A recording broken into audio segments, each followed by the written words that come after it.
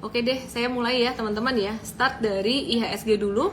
Habis itu nanti aku akan bahas beberapa saham dan aku akan bahas tentang bisnis gitu. Kira-kira sekitaran 30 menit. Tadi aku terat 5 menit jadi sampai 7.35. Semoga bisa singkat, padat dan bermanfaat. Mari kita mulai. Jadi ini peta IHSG saat ini udah sesuai dengan antisipasi teman-teman. Antisipasinya apa? Melemah ya, dan ini udah kena di support 6581 kita.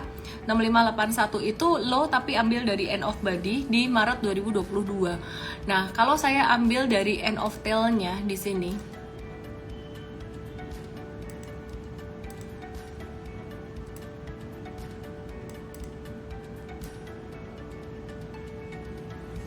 ya, jadi saya ambil dari end of tail-nya di sini. Ini angkanya sekitaran 6.500-an. Ini 6.500-an ya di sini ya. 65 20-an lah. Nah, jadi teman-teman perkiraannya gimana nih IHSG-nya? Masih bisa turun lagi.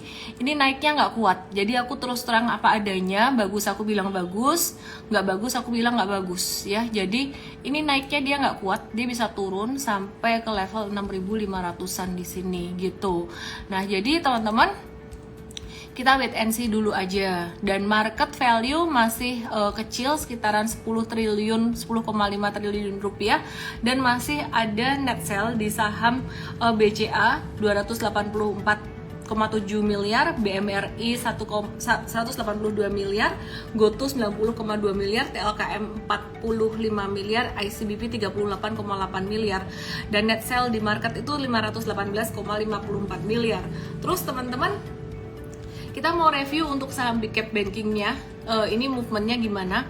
Nah, ini BBCA dia udah confirm membentuk head and shoulders. Jadi dia bentuk head and shoulders, dan beberapa waktu kemarin kita juga udah kasih tahu buat kamu-kamu yang nggak siap dengan fluktuasi, lebih baik keluar dulu jika punya modal atas. Tapi kalau punya modal atas siap fluktuasi dan masih mau ngehold buat investing ya silakan aja. BBCA dalam jangka pendek ketahan MA 200, tapi perkiraan saya MA 200-nya kali ini bakalan jebol deh. Jadi naik dikit terus kemudian turun lagi sampai 7850 atau 7800-an. Kalau misalkan dia perkiraan saya salah dan ternyata dia naik, ya bagus lah. Tapi perkiraan saya dia akan turun.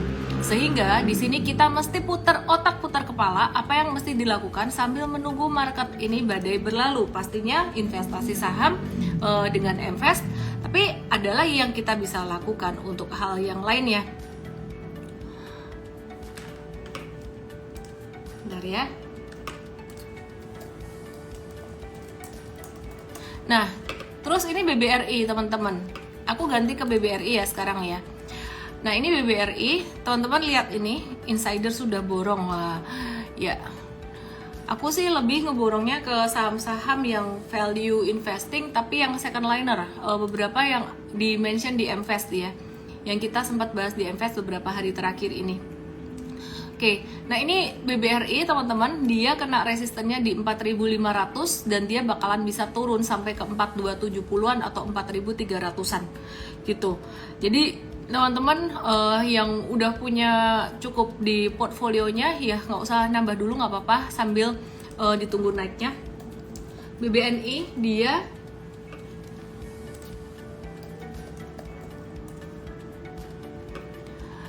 naik tapi ketahan juga MA 200. Jadi yang belum turun dari MA 200 itu BBCA. Bahkan kalau kita perhatikan BBRI pun dia juga breakdown dari MA 200-nya. Ya, jadi BBNI juga masih bakalan turun. Yang masih ketahan MA 200 itu ada BBCA dan BMRI bakalan turun lagi dua-dua ini juga. Dan ini juga membentuk pattern head and shoulders yang sebentar lagi sebenarnya dia udah mulai kecapai target turunnya. Jadi ini di sini di 11.000 sampai dengan 9.800 di sini. Nah, ini udah kecapai loh, target turunnya tuh dikit lagi di 8775. Jadi perkiraan sih sebenarnya market turunnya akan mulai berangsur-angsur mereda sekitaran 1 sampai 2 pekan ke depan. Jadi kemarin perkiraan saya liburan kelar market rame, ternyata duit asing pindah ke China gitu. Jadi gantian sekarang duit asingnya yang liburan ke China, pindah ke China. Ya udah. Terus teman-teman, Jadi kondisi saat ini kita mulai ngintip-ngintip untuk saham-saham yang buat investasi, pastinya dari sektor-sektor yang terdiskon yang sering aku bahas beberapa waktu kemarin. Cuman cara masuknya yang kita mesti atur, kita mesti jaga-jaga gitu ya. Terus aku mau bahas Gojek, Tokopedia yang rame banget ditanyain hari ini. Nah, jadi gini teman-teman, kondisi market terakhir ini kan sideways, cenderung bearish ya, bearishnya bearish sideways gitu, jadi bukan bearish yang jatuh boom gitu, enggak. Nah ini kondisi yang justru malah lebih bikin bingung kalau kondisi bearishnya tuh sideways. Kenapa? Dibeli, naik dikit, harus cepat-cepat jualan, kalau enggak dia nanti turun, cuannya dikit-dikit juga. Jadi teman-teman yang trading di mTrade nggak boleh ngejar harga selain harga maksimal di mTrade itu ya. Jadi teman-teman perhatikan, hari ini tadi kita berhasil trading berhasil. Sekarang kalau bisa trading itu kayak trading cuan ya, itu posisi yang luar biasa gitu loh. Aku mau kasih lihat hasil transaksi mTrade ya. Jadi mungkin teman-teman penasaran pengen lihat gitu loh. Nah, ini teman-teman, ini ada GoTo. Kita jualan GoTo tadi. Belinya tanggal 12 which is kemarin. Ada Era, Adaro, Jasa Marga, kita profit taking. Tapi kalau diperhatikan ya aku terang-terangan jujur-jujuran aja, karena marketnya memang kayak gini, apa yang mau ditutupin gitu. Ini Jasa Marga kita cuan 1,6 sampai 2,3%, which is sebenarnya ya ini tuh kecil.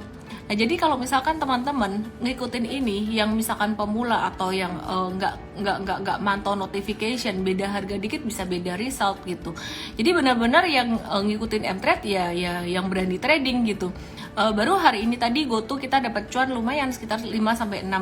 Jadi ya dengan kondisi kayak gini ya harap maklum lah, kita nggak bisa gerakin market, kita paksa suruh naik. Dan ada satu orang yang komennya tuh, sorry tuh saya ya, komennya tuh ini orang nggak paham market gitu, tapi saya maklumi lah.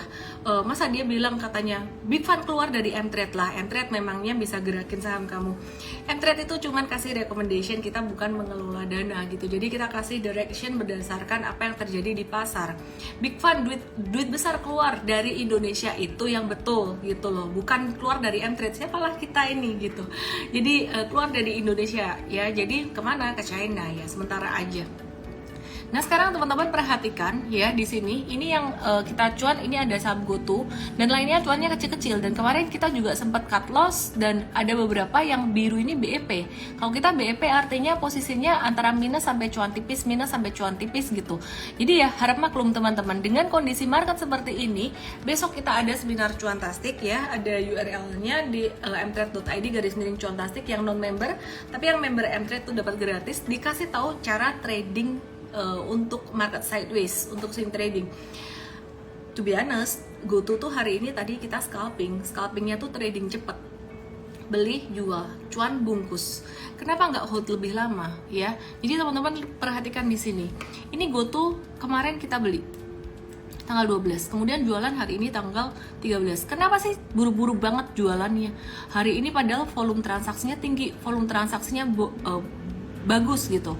Bukannya ini tanda akumulasi.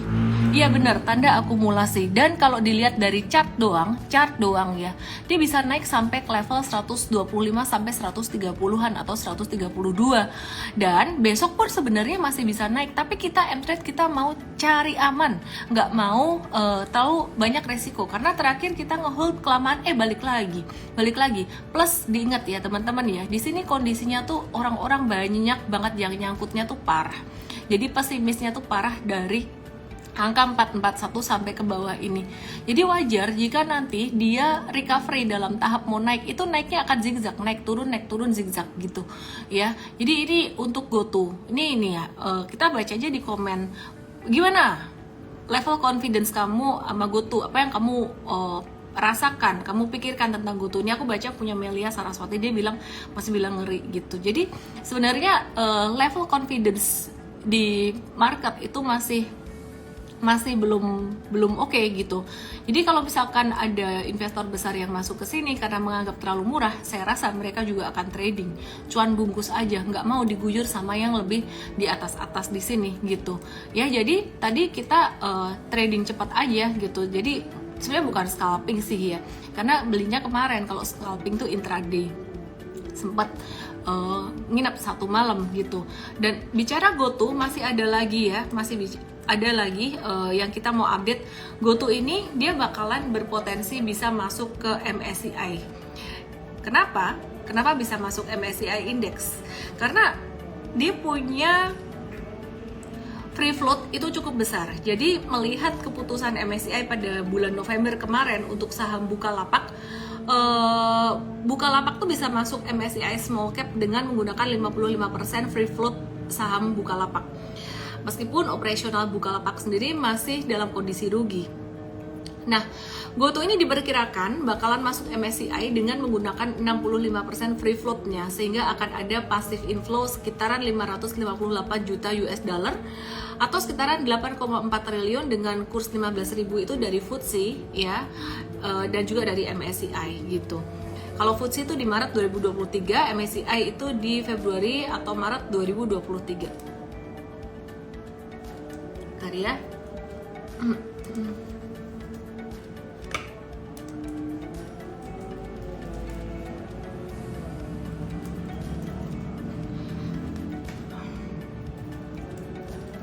Oke, yaitu jadi buat GoTo akan ada sentimen positif, dia berpotensi masuk MSCI. Jadi mungkin sekarang udah mulai ada beberapa yang antisipasi dalam hal positif, artinya ngebeli di angka yang cukup murah. Saya rasa itu spekulatif sifatnya gitu. Antam, bahas GoTo-nya kepanjangan Miss? Enggak lah, enggak kepanjangan. Karena nanti kalau naik aku bahasnya kependekan, dibilang nggak bahas kemarin cie. Ya wis toh, dia udah mulai ada reversal. Oke, mari kita bahas Antam. Kita bahas Antam teman-teman. Antam. Ya, ini Antam dia naik tapi udah doji gitu, dan dia mulai nguji resisten di angka 2180. Be very careful here teman-teman. Meskipun naik, dia naiknya sudah terbatas dan market sekarang masih sideways, cenderung bearish. Kalau dilihat sih IHSG udah bakalan dekat dengan support yang sangat kuat sekali seperti yang tadi saya bahas di awal. Jadi badai mungkin akan berlalu di abis Imlek. Abis Imlek lagi.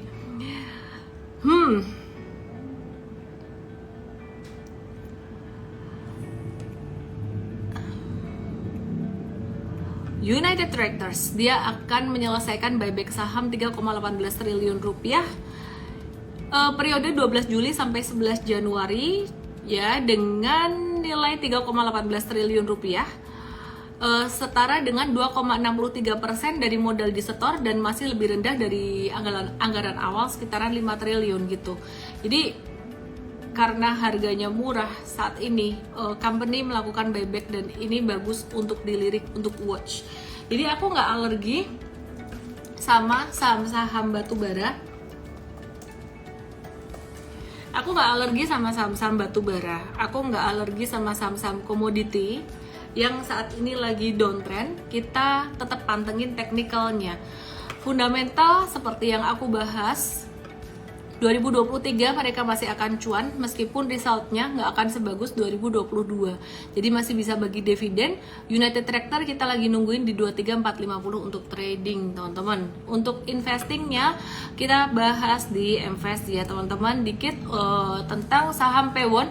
Ini lagi menyiapkan capex atau belanja modal untuk 2023 itu sebesar 2,4 triliun. Dan seperti yang aku bilang, aku tuh suka dengan Pakuwon karena aku lihat sendiri di Solo itu ada Hartono Mall dibeli sama Pakuwon di pandemi kemarin, kolaps dia dibeli dan sekarang diperbaiki, direnov ya, bangun.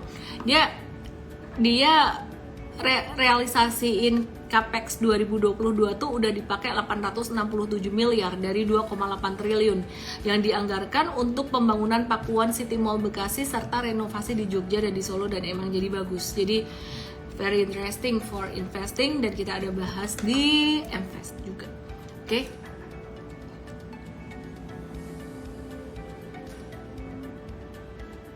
Aku mau cek pertanyaan di kolom pertanyaan. Sido ASI kayaknya udah agak naik ya, kata Adi Wedanuri, dan karena deal sukai 12 orang, artinya banyak yang mau dibahas pertanyaan ini. Baiklah, mari kita bahas SIDO dan ASII. Industri jamu dan farmasi, SIDO muncul.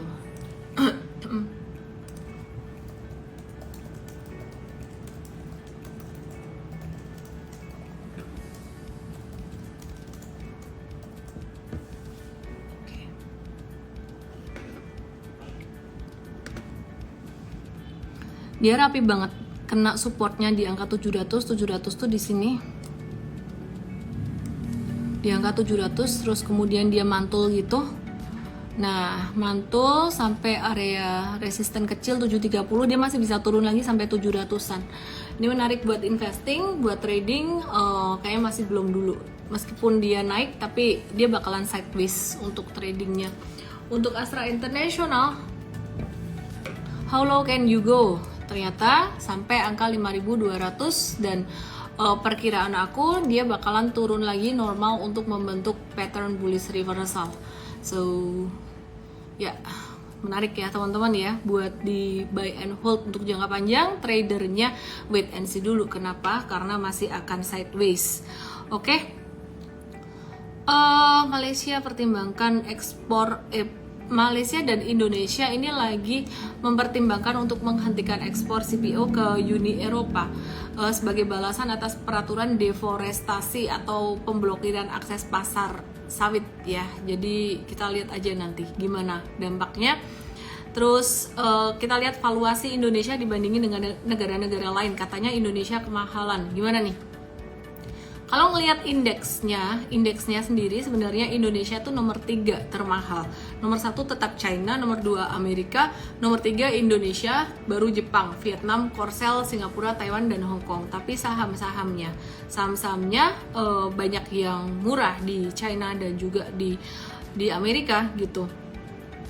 Nah teman-teman, kita juga ngelihat bahwa duit asing ini banyak yang masuk ke obligasi, karena baik obligasi di luar maupun di dalam negeri di Indonesia juga gitu, yang valuasinya lebih murah.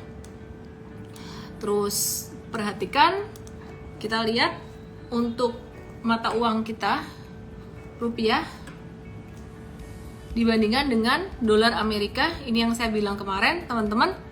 Jangan beli US dollar, investasi US dollar dengan posisi udah kayak gini. Kita sempat warn di Desember kemarin, dan ini US dollarnya turun, rupiah menguat, dan ini sangat bagus sekali. Jadi dengan rupiah menguat ini juga akan menjadi sentimen positif buat saham di Indonesia gitu. Oke, nah terus teman-teman, ini akan berdampak positif juga untuk beberapa emiten yang bahan bakunya dari US dollar, pakai US dollar, contohnya dari farmasi kimia, farmasi gitu. Nah, Kalbe Pharma. Nah, teman-teman, sedangkan yang income-nya pakai US dollar itu dari perusahaan INKPTKIM itu yang akan terpengaruh agak turun di tahun 2023 untuk income dari selisih kurs itu bisa agak-agak turun dikit gitu. Oke, terus kemudian kita mau lihat untuk bondnya sendiri, krip nggak kelihatan, sorry.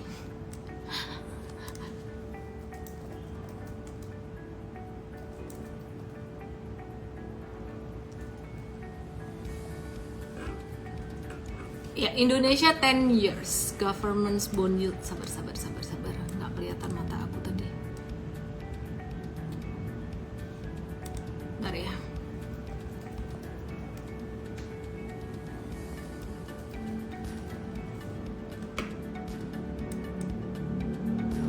Oke, ini harga obligasi. Nah, teman-teman kalau misalkan ada investasi, diversifikasi ke obligasi di Indonesia dan di negara lain gitu. Ini teman-teman lihat harga obligasi di Indonesia naik, yeay, aku senang. Kenapa? Karena aku ada diversifikasi juga di obligasi dan juga di FR. Dan itu duit yang benar-benar nggak diapa-apain gitu. Oke, teman-teman. Aku mau share dikit, masih bicara tentang duit pastinya, tapi nggak di saham, melulu di saham. Aku ke depan akan mulai share tentang bisnis dan juga tips and tricks untuk mengelola keuangan dari orang-orang kaya yang aku pelajari. Jadi aku suka bergaul dengan orang-orang kaya yang baik hati, pastinya mereka baik hati, mereka mau bercerita tapi tidak mau diumbar ke publik, sayangnya itu. Jadi aku sih mau banget ajakin beliau ini podcast kayak gitu, tapi dia tuh maunya di belakang layar. Dan beberapa hal yang aku mau share ke teman-teman adalah bagaimana cara orang kaya menjadi kaya, orang ini menjadi kaya, dan juga orang-orang lain. Yang pertama itu start dari mindsetnya dulu. Jadi aku akan share banyak hal tentang mindset dengan hashtag Beyond Money dan mungkin di YouTube juga. Kemudian yang kedua, aku mau share tentang bagaimana proses dia menjadi kaya tuh pastinya start dari bekerja dulu, dari active income dulu ya. Jadi dia punya bisnis tuh bagaimana sih orang bisa punya bisnis. Ternyata nggak semua orang tuh harus menjadi pebisnis karena keberanian atau mentalnya tuh beda-beda. Tapi yang jelas, yang menarik dari apa yang dia katakan adalah sebenarnya kunci dari keberhasilan dia menjadi seorang triliuner, orang kaya, dia bilang bukan dari sekedar banyak-banyakan income, tapi bagaimana dia mengelola uang yang udah masuk ini supaya bisa menjadi semakin banyak. Dengan gaya hidup dia yang sangat sederhana sekali, udah jadi triliuner pun ini bukan jadi patokan ya, bukan berarti kalian kalau udah kaya harus begini, enggak. Ini memang gaya hidup dia gitu. Dia masih pakai kaos dan juga sendalan ketemu saya, meeting dengan saya kaget aja gitu. Tapi bukan jadi patokan harus begitu, enggak. Tapi maksud saya gaya hidupnya sangat sederhana, rumahnya juga sederhana karena cara dia menikmati hidup beda gitu. Dia suka makan, pergi, kalau makan ya agak mahalan dia, berani gitu. Tapi yang jelas dia bilang cara mengelola duitnya pastinya menunda kesenangan dulu dan juga bagaimana melipat gandakan di aset yang lain seperti investasi dan juga bisnis-bisnis yang lain yang nggak bisa orang awam pahami gitu. Terus mungkin apa yang saya ceritakan agak-agak abstrak karena saya lagi berpikir mana yang boleh saya ceritakan, mana yang nggak boleh saya ceritakan gitu. Hampir mau nyebut nama orangnya. Yang jelas di sini saya belajar banyak hal bahwa money management itu sangat penting sekali, bukan hanya di saham, tapi bagaimana kita mengelola uang yang udah kita dapat dari active income kita. Investasinya bukan cuma di saham, investasinya ada di properti obligasi, dan propertinya bukan sekedar kayak beli rumah gitu, enggak. Propertinya harus menghasilkan. Dia bilang begini, sebenarnya passive income tuh cuma dua. Yang pertama, obligasi. Yang kedua, deposito. Yang ketiga, dividen saham. Tapi saham harus ngematin harga, dia bilang gitu. Jadi dia coret. Passive income itu menurut dia cuma dua, deposito dan juga obligasi, karena dengan taruh di situ kayak udah nggak ngapa-ngapain, udah diem aja nggak ngapa-ngapain. Properti gimana dong? Properti kan menghasilkan uang sewa juga kalau misalkan dipakai buat bisnis.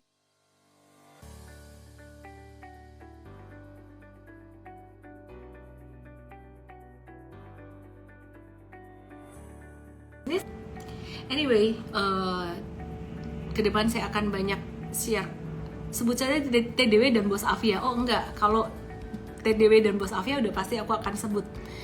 Ini orang yang nggak mau disebut gitu loh, ya. Jadi bukan itu.